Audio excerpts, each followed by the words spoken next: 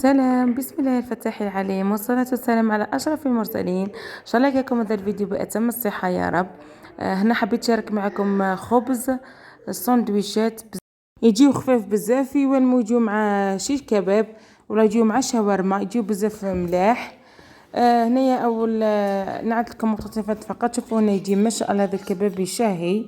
درت معاه تكتوكة هكذا على الجمر، جات بزاف بنينة.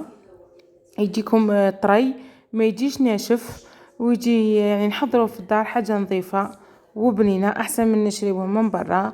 بما أنه رانا في العيد وكاين اللحم تاع العيد نستغلو ونديرو هذه الوصفة. أول حاجة نديروها هنا نديرو 2 كيسان تاع سميد و2 كيسان فرينة. أنا ذا الكميات دارت لي 5 خبزات متوسطي الحجم، ماهم كبار ماهم صغار. ملعقة كبيرة خميرة الخبز، ملعقة كبيرة سكر، ونصف ملعقة كبيرة ملح ولا ملعقة صغيرة ملح. عندي هنا حوالي ربع ملعقة كبار تاع الزيت، ملعقة كبيرة خل. الخل راح يخلي العجينة تجي خفيفة. وهنا نبداو نلمو بالماء دافئ حتى نتحصلوا على عجينة تكون طرية تلصق شوي في اليد. انا استعملت هنا البيسخان، تقدروا تستعملوا يعني تعجنوا بيديكم عادي. ديروا الماء بشوي، ديروا بالماء بشوي حتى تلموا العجينة وتولي العجينة طرية بهذا الشكل. نخليوها تخمر حتى يضاعف الحجم تاعها. بعد ما نروح حوالي نص ساعة ضعف الحجم تاعها، ترشي هنا شوي فرينة، تهبطي هذيك العجينة وتقسميها على 5 كريات. نحاولوا نديروهم قد يعني نديروهم قد بعضهم، عينك ميزانك. نلموهم مليح بهذه الطريقة ونحطوهم في بلاطو، نفرشوهم من الأحسن ببابي كويسون باه ما يلصقلكمش ويطيبكم، يعطيكم هذيك التحميرة المليحة. انا هنا في البلاطو درت 4، كنت راح ندير 5 بصح شفتو بلي ما يكفينيش، درت فيهم غير 4 والاخرى طيبتها وحدها في بلاطو وحدها. هنا بعد ما نقرصوهم نزيدو نخليهم يخمروا شويه حتى يتضاعف الحجم تاعهم، ونديروهم في الفرن يطيبوا حوالي 205 درجه. كي نشوفهم حماروا من التحت نشعلوا نزيدو يحمروا من الفوق بلا ما ندهنهم بلا ما نديرهم في السميد. هكذا فقط راح يعطيو لكم واحد التحميره الله.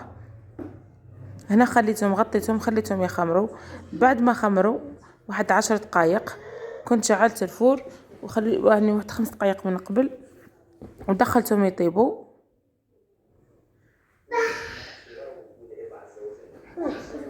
هنا درتهم في الفور وخليتهم حتى وجدوا.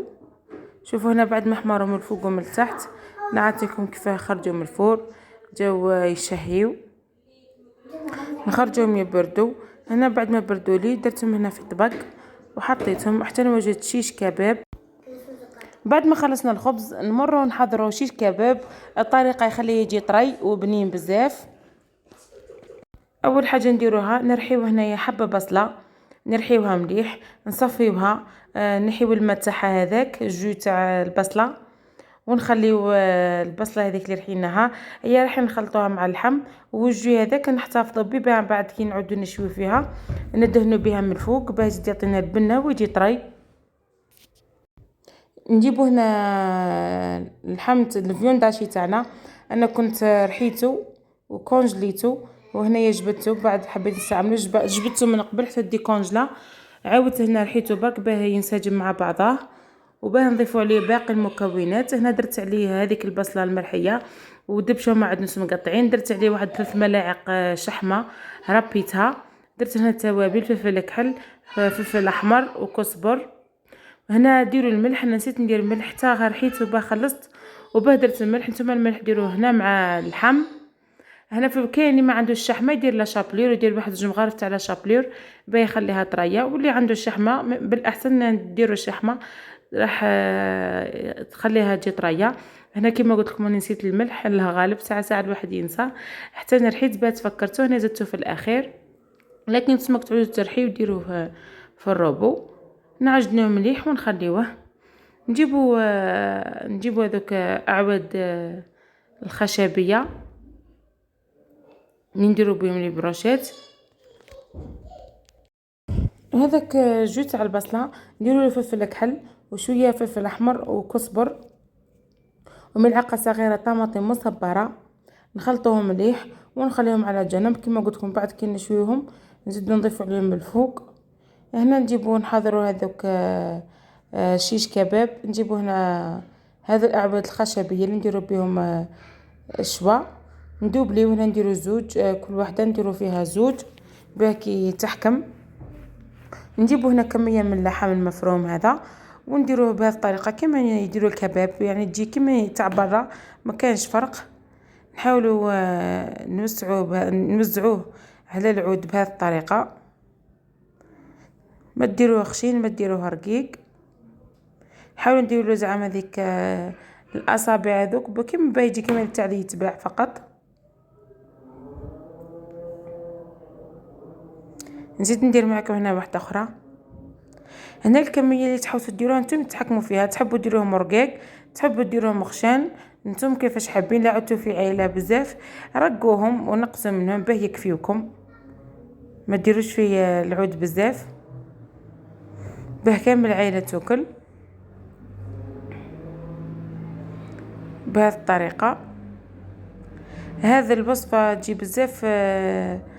بزاف يعني تشهي، واهم شيء تجيكم طريه ما يجيكمش ناش تعدوا تاكلوا فيه. وانتم تشاهدوا في الفيديو ما تنسونيش بالجيم والاشتراك في القناه لاول مره تشوف قناتي. ما تنسوش دعمي بالتعليق واللايك هكذا باه تشجعوني لاستمر اكثر.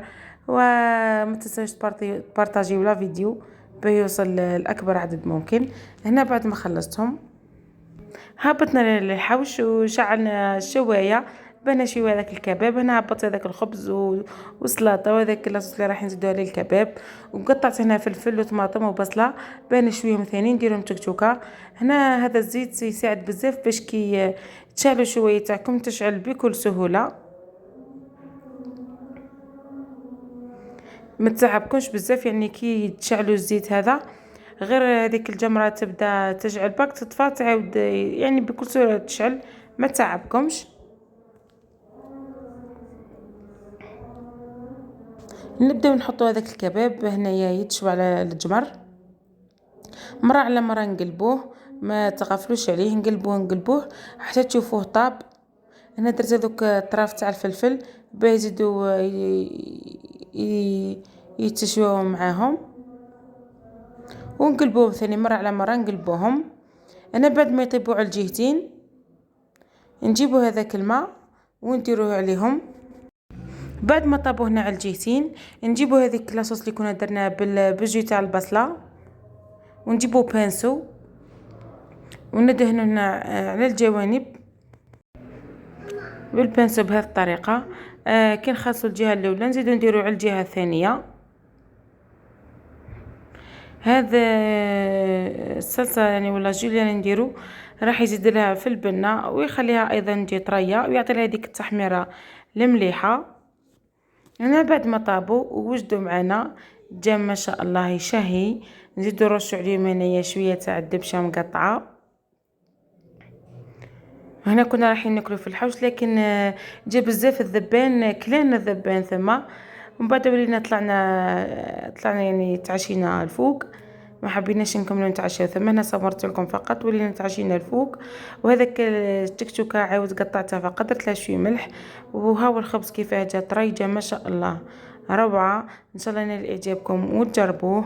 في فيديو اخر دمتم في رعاية الله وحفظه. سلام.